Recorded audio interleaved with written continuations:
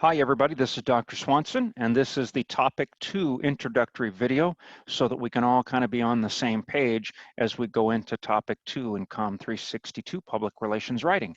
I have my notes here, and if all goes well, I'm going to share a screenshot with you here for a couple of things, and I hope give you a better feel for how Topic 2 is going to go. Topic 2 is strategic writing and public relations. Topic 1 set you up with the frame of mind and the concept skills that you need to work as a PR writer. Now in Topic 2, we're going to begin to practice those concepts and skills in earnest. You'll need to rely on the step-by-step writing process structure that you read about and used in Topic 1. That's going to be very important as we continue working in this class. The assignments in Topic 2, the major assignments are the news release and the backgrounder. I use these because they're so essential to what public relations people do. These two documents, the news release and the backgrounder, are the core of what we write in PR. So the skills you're going to develop are the core skills that you need to be successful in this field. The news release, for example, requires you to write a persuasive and complete story with 1 page of copy. That's all you can use. So you've got to be complete and creative in your storytelling. You don't have a lot of space, so you've got to think visually. How am I going to organize this on the page to make maximum use of the space? And then you have to think from a creative standpoint. How am I going to write this in a way that the journalists and the media people who get this will understand what I'm trying to tell them? Please remember, and this goes back to COMM 101, please remember, news releases do not go to members of the audience. News releases go to media gatekeepers. You have to get the story past that media gatekeeper before it'll ever get to the audience. So when you write a news release, you've got to think like a gatekeeper. Media gatekeepers are often cynical. They're not very easy to persuade. They have a lot of things going on. So you've got to structure that story in a way that it will capture the attention of even the most cynical reader. That's not always easy to do. The backgrounder also goes to a media gatekeeper. It's the backstory to the client. The backgrounder and the news release often go together. They're often sent together depending upon the topic. So the backgrounder really gives the background on the organization, which says something to the gatekeeper about the news value of this story. So what we're talking about with the news release and the backgrounder is balancing the art and the craft of public relations writing.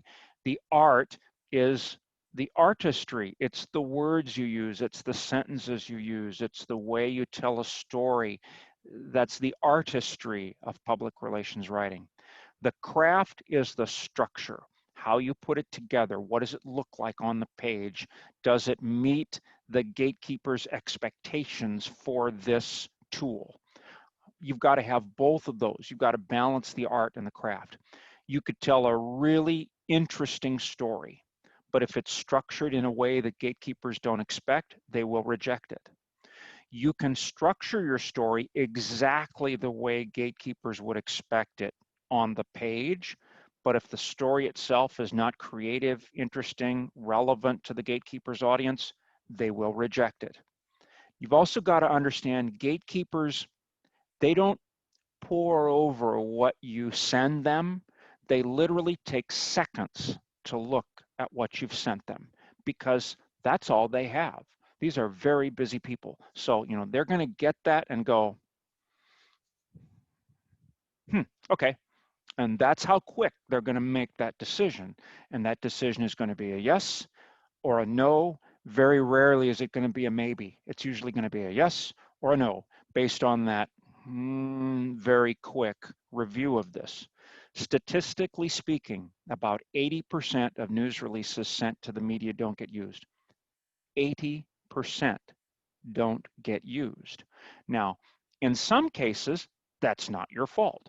In some cases, they don't get used because a big event comes along that pushes the news releases off the gatekeeper's desk, literally. if there is an earthquake or a fire or a major story that's going on that can prompt the news release to just get trashed, no matter how good it is.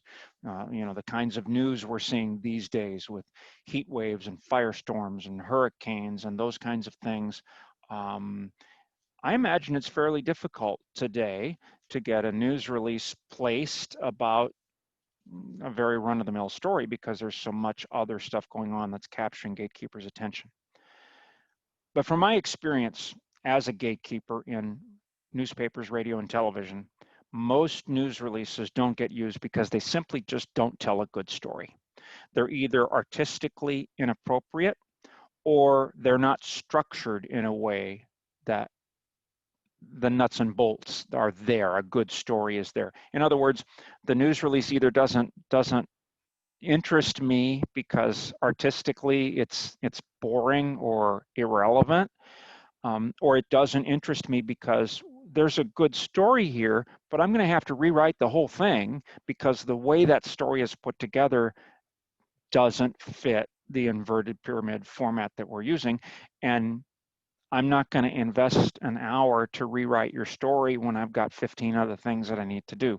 So it's really important to understand that that art and craft, those two elements are really critical to gatekeepers. You've got to have it right because you don't get a second chance.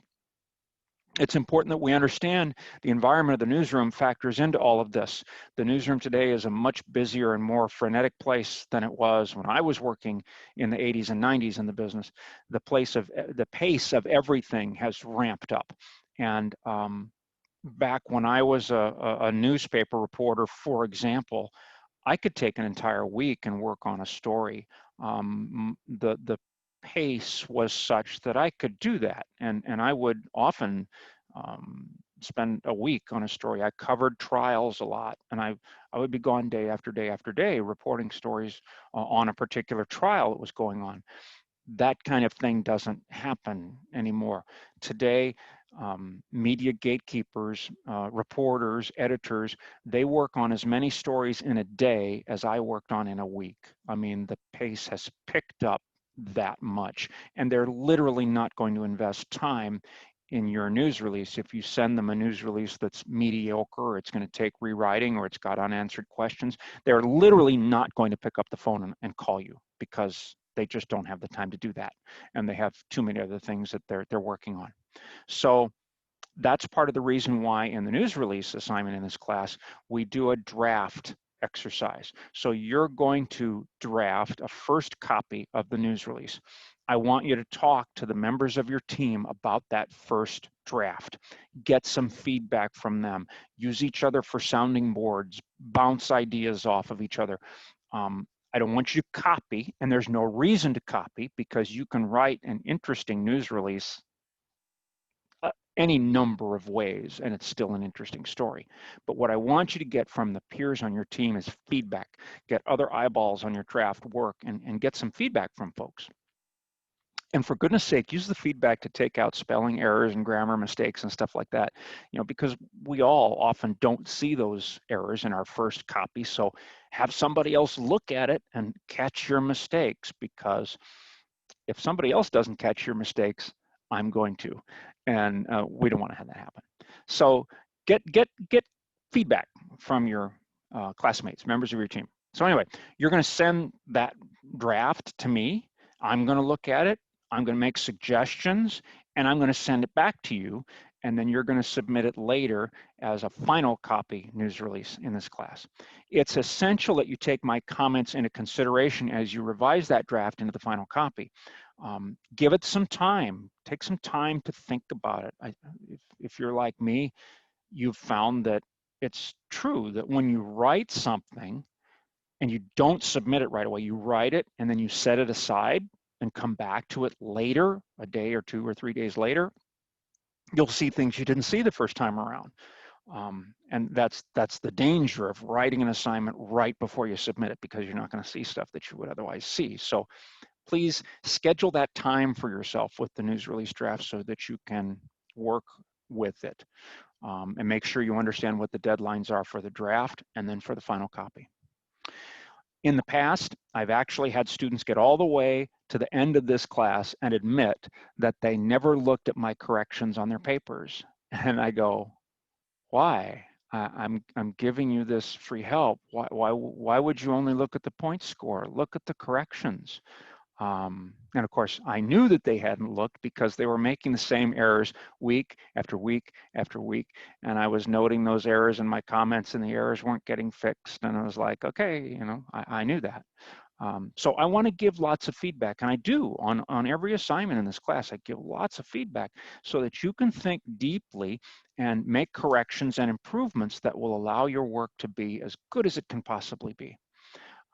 So please read my feedback very carefully on that first draft and look at the first drafts of other people on your team or in the class. That look at the comments I've made on their stuff, because that too will help you see that, you know, I'm catching the same things in a lot of different places. This is one of the few classes, perhaps the only class you'll ever take, where the instructor urges you to talk about the work with other students in the class. I'm not concerned about plagiarism on this news release because there's a million different ways to write the ideas that are in the fact set. So I'm not really worried about that. Of course, if I get two news releases that are written exactly the same way, then I know somebody has copied somebody, and that's not acceptable. In one of the summer classes, two students didn't follow the instructions for the news release. They didn't use my fact set. They created their own fact set.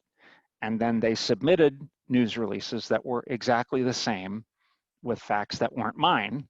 And I replied, I think you've cheated here. I think you've copied each other. And they both said, no, we didn't. We didn't.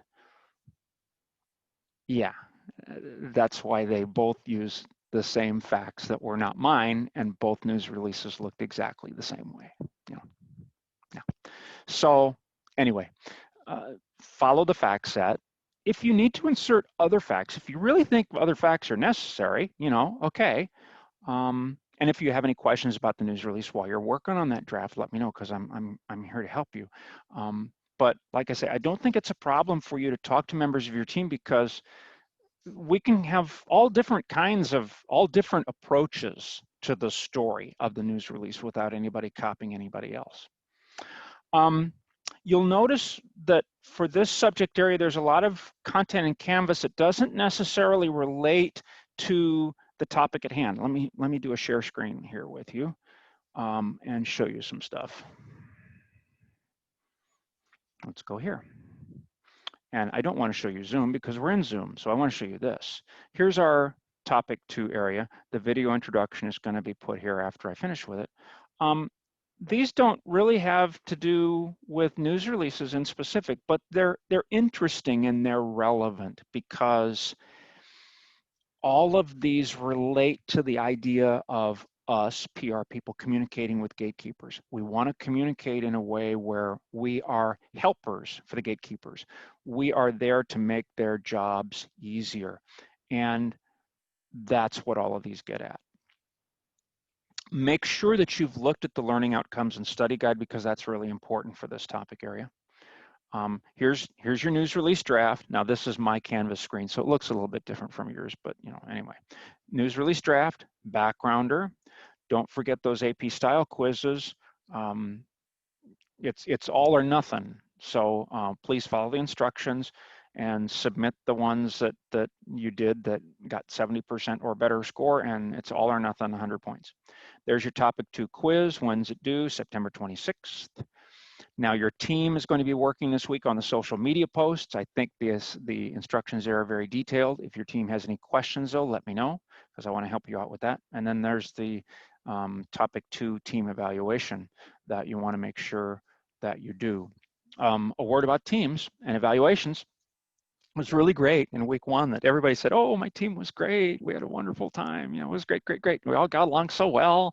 And then I go, yeah, well, there were a lot of mistakes in the papers too. So, you know, getting along is one thing. getting along so well that you don't see the mistakes that you've made, that's something else. So please, you know, there's several sets of eyeballs on each team. So let's make sure we're using those eyeballs to see what we're writing here and take a look at it from a critical perspective and make sure that all the mistakes get captured and corrected before they get to me. Okay, so I'm looking at my notes here to see what I might have missed and need to talk to you about that's on our list here. Yeah, I mean, these are interesting items that I think are important for you to look at and realize that the internet never forgets. And anything that we create and send to the media, if it gets used, it's going to end up on the internet, and the internet never forgets. So we want to make sure that the content we send to media gatekeepers is accurate, it's newsworthy, it's positive, and it's completely factually correct. And we want to keep in mind too that every decision we make is an ethical decision. Diana at 50 is a good example of an ethical decision regarding photo manipulation. Is it appropriate to manipulate people's image in a photograph and call it news? That's a question to think about. Pitches, you know, how do journalists react when we make a lousy pitch? That's something else to think about. You're going to have a pitch letter coming up soon. That's something we're going to work on soon. And the whole use of social media, it's so fraught with danger. You really have to be careful. And, you know, down here, the social media posts that your team is going to work on, those are not going to be huge. We're talking about very, very small word count, but they have to be done in a way that's positive, that's encouraging, that puts the department in a good light. We don't want to make any social media posts that are controversial or problematic or kill or hurt our brand. So these are all things to think about. And the bottom line of all of this is put yourself in the mind or put yourself in the shoes, if you will, of a gatekeeper. How do they think? What is their day like? How do they view the world? Because you can't assume that they know your story is important. You have to tell them it's important, but you have to tell them in a way that they'll react to. You could not contact a media gatekeeper and go, ooh, cover this, cover this, cover this. This is so important. You got to do this, got to do this, got to do that. You know, they'll go, ooh, you're done. So, you know, we got to think like they think, and we got to approach them as helpers, not promoters, if you will. And all of that is covered in the readings this week too. So let's see, what else do I need to talk about? Yeah, I think that's about it. Take a lot of time this week or these weeks that we're in this content area and really invest some time and thought. Make sure you're following that readings list and that you're reading all the sections of the book that relate to this, because all of those very directly target the concept knowledge and the skills that you're going to need for the news release, the backgrounder, and the social media posts. And as always, if you have any questions, reach out to me, let me know. I'm going to stop the share. This may be the scream, but I don't scream because, you know, we're all here to work together, and I'm here to help you learn and become the best professional you can possibly be. So let's do it. Thank you very much. On in topic 2, here we go.